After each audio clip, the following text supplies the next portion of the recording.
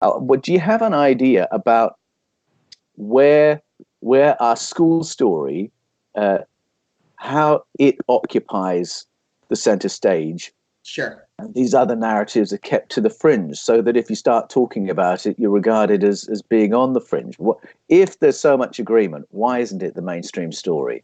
So this is what I've pieced together in terms of what happened. When you look at when what we think of as the pure religion, what was known as the old religion, it predated Christianity, and it related to understanding spirituality and the essence of who we are and related to the universe. That those teachings, there was a point in history when those became hijacked. And that same point in history is where I believe that this story as well became hijacked. And you can trace that to what was called the Holy Roman Empire. And it meant that you had this time period where the most powerful empire in history was collapsing due to their unsustainable nature. Hint, hint. And they decided that the easiest way to continue this progression of staying powerful was Constantine the First in Constantinople, the city that was named after him in Turkey. He decided this brilliant idea that was probably not even his at all, but he orchestrated it, and it was revolving around, okay, we used to be we used to be completely against Christianity. Anyone that was a Christian, we would burn at the stake. And then the Roman Empire, within a couple of years of that, decided to change roles. And if you weren't a Christian, you were burned at the stake. And so the Holy Roman Empire became the Holy Roman Empire when they adopted Christianity as their official religion. And that's where this whole thing starts, because the Holy Roman Empire is the one that then went around burning churches and libraries like the Library of Alexandria and destroying all of these ancient remnants around the world, because they were seeking very specific thing. They knew, in that famous quote, right? He who controls the past controls the future. They realized that if they destroy any of the ancient writings that predate what they think of as the modern Christian Bible, they would able to just to rewrite the narrative. So they destroyed ancient tablets, ancient records, all these writings and all these papers that have been rolled up and hidden. They destroyed them all, or they kept them somewhere locked away, and they were able to cleanse the world of all of this competing evidence and then create their own narrative. And so they Yeah, went yeah. along with this idea of that human civilizations were only 6,000 years old. They emerged out of the Fertile Crescent, and that they slowly developed agriculture and mathematics and all of these things. And then here we are, boom, we became what we are. And there's nothing secret about it, right? We're Yep. just apes that fought for thousands of years, and then slowly we became more civilized, and then we discovered all these wonders of the universe. That is I not right at all. Yeah, I think that's exactly right.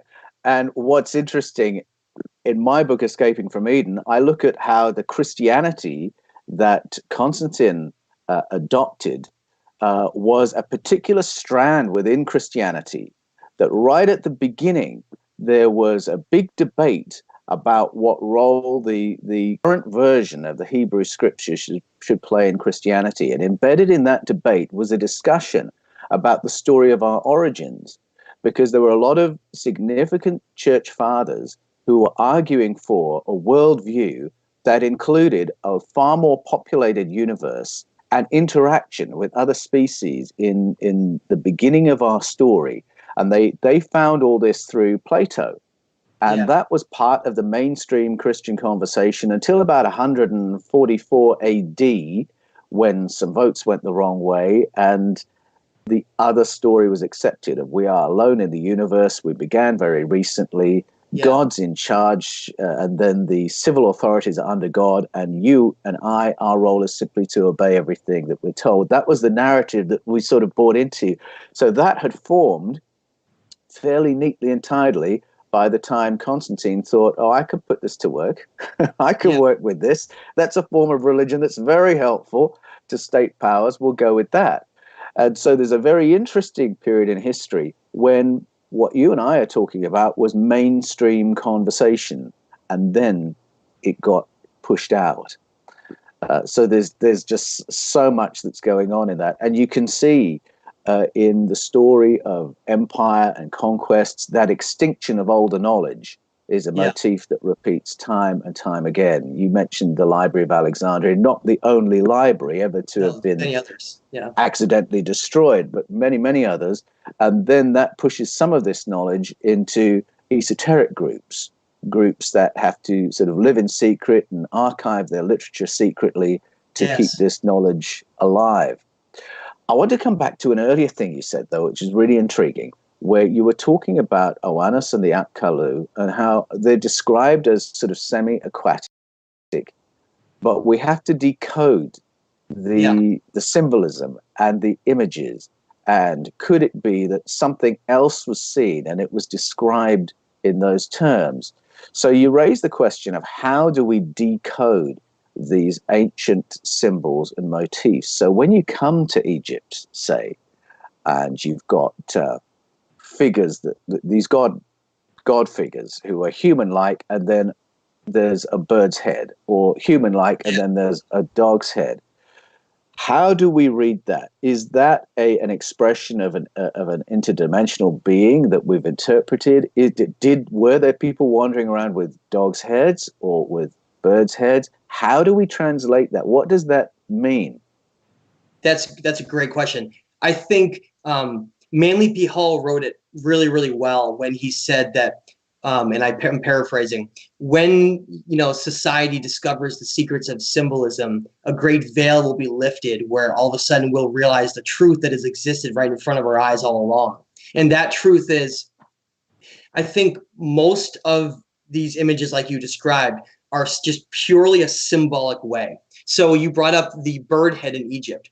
You're referring to the ancient god known as Thoth, and his head was the head of an ibis. Now, if you look into the ibis, it was a bird that represented higher wisdom and knowledge. This very patient bird that was very careful in deciding on the next move it would make. It would never act out of line. It was the symbol that was chosen to represent him because it was a symbol of wisdom, patience, obtaining knowledge, and so that was just a symbol of why that was on his head. And other symbols can mean other things. Some of these gods were very warlike. Some of them were gods of the underworld, and so they would have symbols that represented that.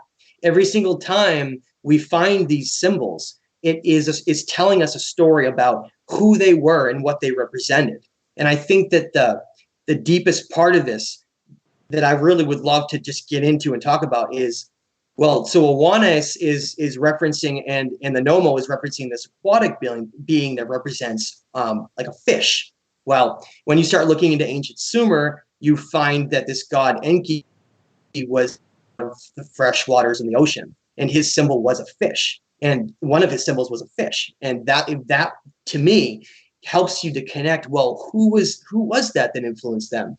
But the two biggest symbols that I write about very, very, very extensively in my books, the latest book, The Stage of Time, is this idea that there's actually two principal symbols that may be the most important of all, and they have somewhat ruled our civilizations throughout history, and that is the eagle and the serpent. Now, those two symbols are very, very curious because, like so many things in our history, I believe they completely inverted to their opposite meanings. And so when we think of it as a serpent, in the biblical version of the serpent is this evil snake that tempts Adam and Eve with the knowledge of good and evil. You wouldn't want that. And at the same time, the serpent is considered this demon figure that's always portrayed in evil light in this day and age in modern society.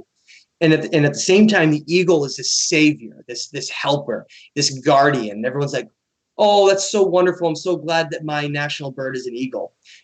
But if you actually go into it and you really look at the history of what those symbols meant, you find out that those two symbols were completely inverted later on.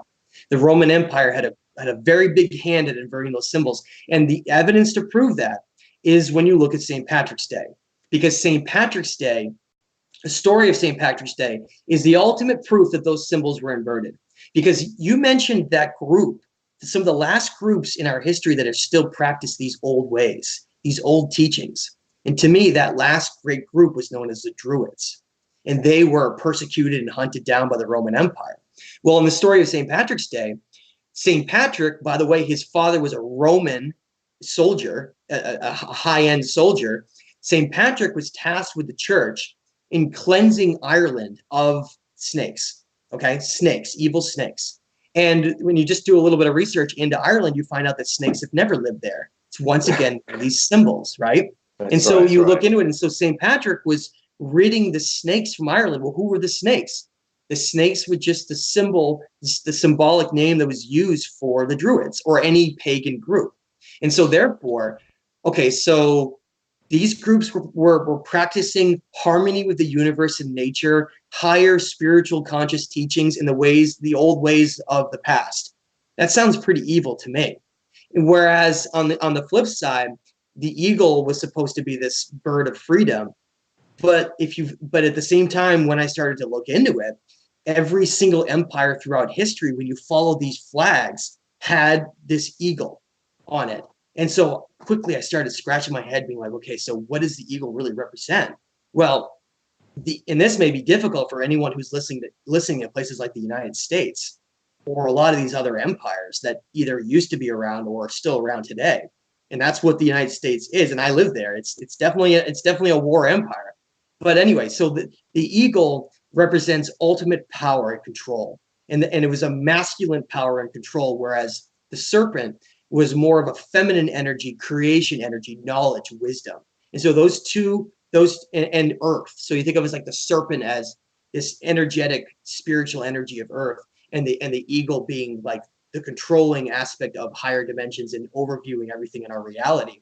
And those two symbols can actually be traced all the way back to ancient Mesopotamian Sumer with these ancient gods that we mentioned and how they each had those symbols carried on.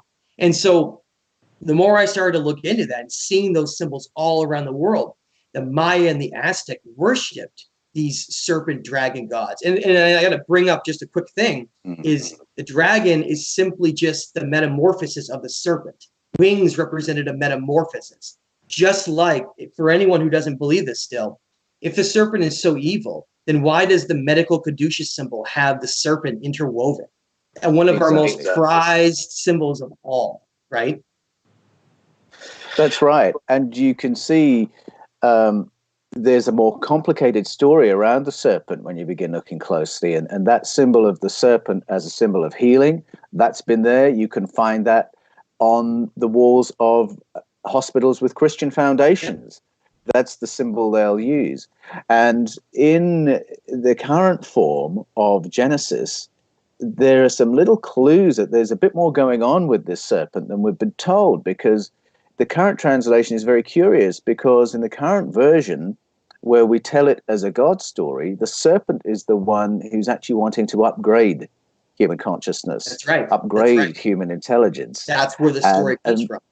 Yeah, and then the God character, it comes in and says, no, I don't want humans that smart. Well, you read that and you know there's something else that can't be quite right. And the question is, who is that God figure, right?